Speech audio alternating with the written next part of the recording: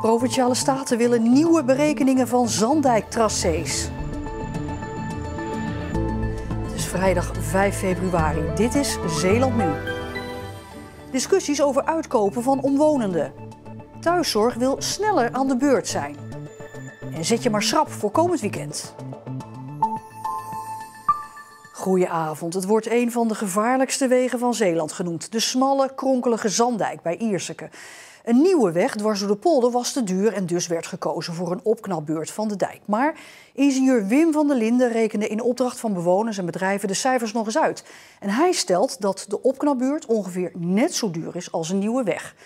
Provinciale staten spraken er vandaag over, maar eerst de cijfers waar het om gaat.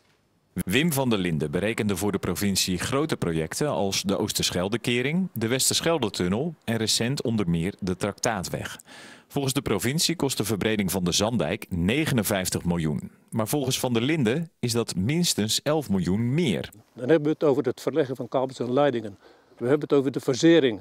Het zijn tijdelijke wegaansluitingen. Er zijn voor voorzieningen voor het verkeer, verkeersregelinstallaties, verkeersregelaars gedurende een groot aantal jaren. Dat kost onnoemelijk veel geld. De fundering van de Zandijk moet er helemaal uit. Waar moet dat verkeer dan naartoe? Er moet een extra weg voorkomen. Hoe ziet die weg eruit? Wegconstructie, dat is allemaal nog niet bekend. Moet je allemaal aannames doen. En dat zijn grote risico's. En risico's op grote projecten, die moet je goed inschatten. Want daar gaat het dikwijls helemaal op fout. En dan kost het heel veel meer. Een nieuwe weg door de polder zou volgens Van der Linden juist iets minder kosten. Waardoor beide projecten rond de 70 miljoen uitkomen. Voorstanders van het poldertracé weten het daarom wel. Als het verschil een paar miljoen is, zit niet te toppen, want je komt daar een hele hoop dingen tegen. Je moet even tegenzitten daar op de Zandijk en het wordt duurder. De staten hebben altijd gezegd op een gegeven moment, poldertracé rood is het meest ideale, maar we hebben geen geld. Dus gaan we naar de Zandijk toe. Nou oké, vind ik best. Maar als nou beide het evenveel gaat kosten ongeveer, of er zit een minimaal verschil tussen, heroverweeg het dan nog een keertje en neem dan de meest ideale tracé. Het verschil is eigenlijk marginaal. En dan, wil je dan al die risico's nemen? Nee toch? Ja, politiek verslaggever Marcel de Kraan, je hebt vandaag in Provinciale Staten gezeten. Ja, wat zeiden de partijen nou over deze nieuwe berekeningen? Nou, de Zeeuwse politiek neemt die nieuwe berekeningen heel serieus. De SGP bijvoorbeeld, die zegt, kijk er nog eens naar. De VVD zegt, ja, het gaat hier echt om een gerespecteerde deskundige. Ja, het is toch een coalitiepartij, hè? Allebei coalitiepartijen, inderdaad. En misschien nog wel belangrijker, Harry van der Maas, de gedeputeerde die hierover gaat, die zegt, ja, ik vind die nieuwe berekeningen echt getuigen van waardevolle impact. En ik ga met die bouwkundige ingenieur praten. Maar nou loopt dit dossier al ruim 10 jaar. Kun jij je dan voorstellen dat uiteindelijk toch gekozen wordt voor het poldertracé? Ja, toch wel. Kijk, op 6 november vorig jaar is natuurlijk gekozen voor het opknappen en het verbreden van die bestaande weg. Maar als nu echt blijkt dat zo'n nieuwe weg, dat poldertracé, zo'n nieuwe weg door de polder, dat die echt net zo duur is, dan wordt misschien toch daarvoor gekozen. Maar vandaag hebben Provinciale Staten wel geld beschikbaar gesteld om alvast omwonenden langs de Zandijk uit te gaan kopen. Ja, 8 miljoen. Ze gaan gewoon wel voort met het traject. Je hebt inderdaad aanwonenden langs die weg. Daar moeten huizen worden gesloopt, die mensen moeten worden uitgekocht. Bedrijven komen daar wellicht in de problemen. Ja, dat kan nog een lange weg worden en dan hebben we het nog niet eens over de procedures die mensen kunnen gaan volgen. Marcel de Kraan, dank je wel.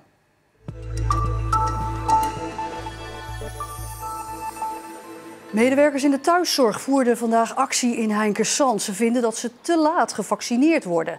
Het verpleeghuispersoneel heeft al een spuit gehad, maar thuiszorgmedewerkers schuiven steeds verder naar achter in de wachtrij.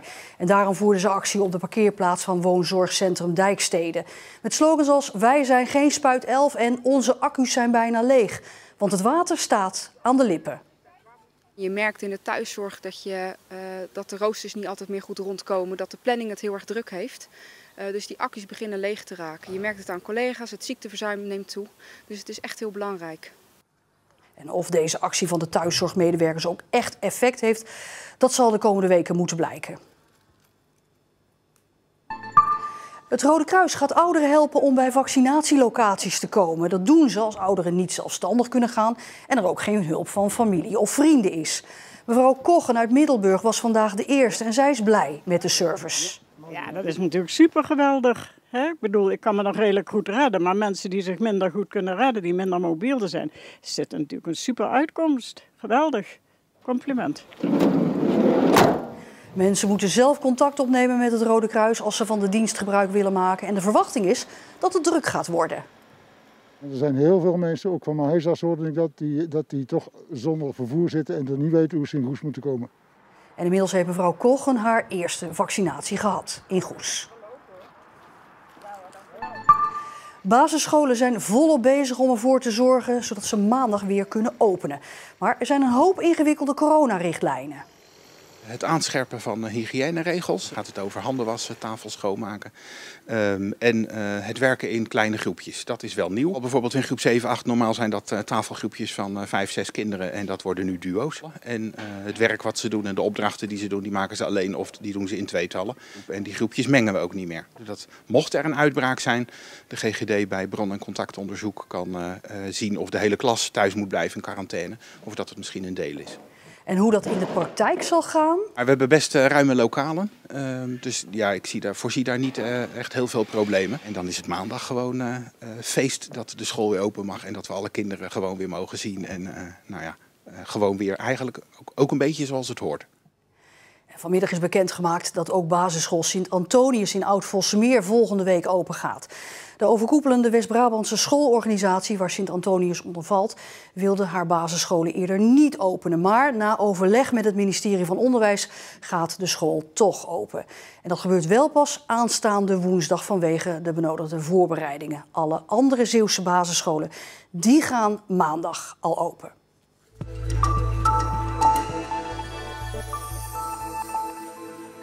Het is het jaar dat Jimmy Carter tot president van Amerika werd gekozen. De eerste aflevering van Sesamstraat op de Nederlandse televisie te zien was.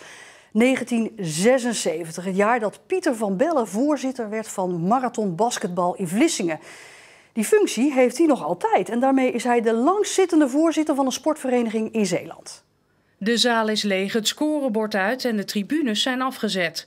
Deze maanden zijn nou niet bepaald de leukste voor een voorzitter van een sportvereniging.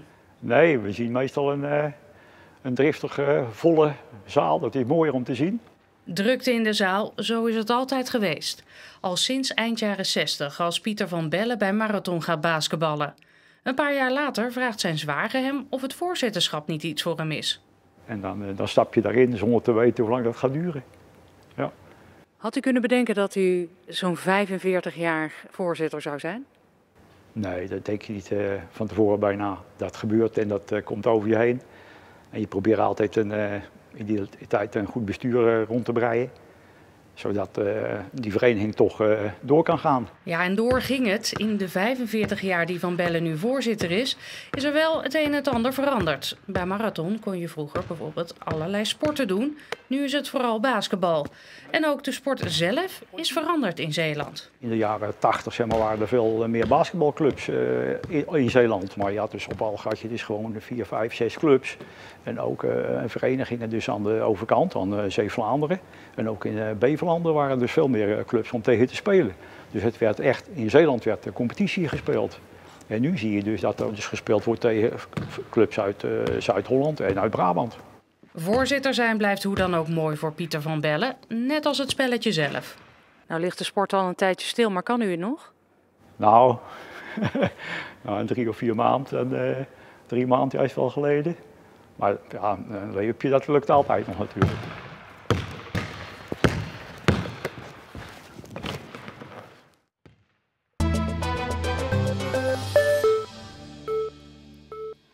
Voor het eerst sinds 1953 vindt er dit jaar geen stro plaats op Schouwen-Duiveland.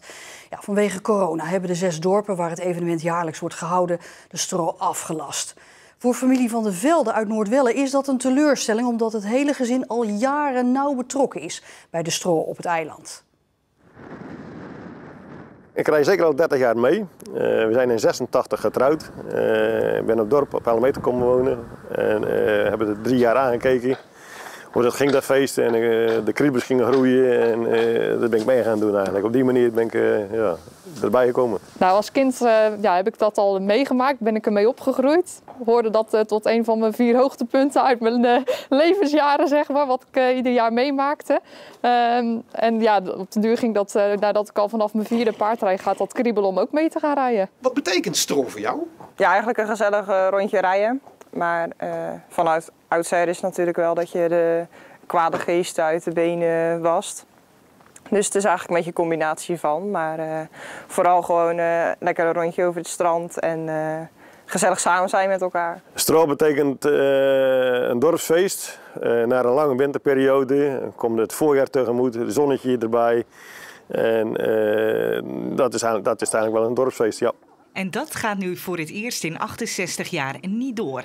Jammer, maar volgens Van der Velde wel een verstandig besluit. We snappen het wel, maar het is jammer. De straat zelf, met de versierde paardenrijen op 1,5 meter met elkaar, dat zou gaan. Maar we zijn bang voor het publiek. Er komen, zeker op Ellemeet en Noordwel en Renesse komt heel veel publiek op af. En wij kunnen als organisatie dan niet garanderen dat het publiek op 1,5 meter uit elkaar staat. Daarom hebben we met overleg met de gemeente afgesproken om de straat dit jaar niet door te laten gaan. Heel jammer, maar begrijpelijk dat het niet door kan gaan. Maar ja, ik mis het wel. De kriebels van de voorbereidingen en ja, dat nu allemaal wegvalt. Hier worden met de muziek binnengebracht, binnengehaald op Ellemeet. Muziek van Renesse. Muziek van Renesse, was dat altijd. Torette Merho. Ja. Ik kwam hier begin 1955 als jong onderwijzertje, 19 jaar, voor de plaatselijke openbare lagere school. En ik werd meteen ook maar lid van het fanfarekorps Lukter et Immergo. En eind januari was de straw. Dus ik werd meteen in het diepe gegooid. Ik kreeg een pet, want in die tijd hadden ze alleen nog een pet op. En ik kon meelopen. Sindsdien is Blom ruim 40 jaar betrokken geweest als muzikant en dirigent bij de straw in meerdere dorpen op het eiland. Ook hij vindt het erg jammer dat de straw dit jaar niet doorgaat. Want in deze tijd is er nooit wat te doen. En dan kwam dat feest in Renesse, 8 weken voor Pasen. Dan komen er tegenwoordig heel veel mensen uit den lande op af. Want het is cultureel erfgoed geworden. Dus landelijk besteden ze er ook aandacht aan. Dat gebeurde vroeger eigenlijk niet of nauwelijks. Dus er komen veel mensen kijken.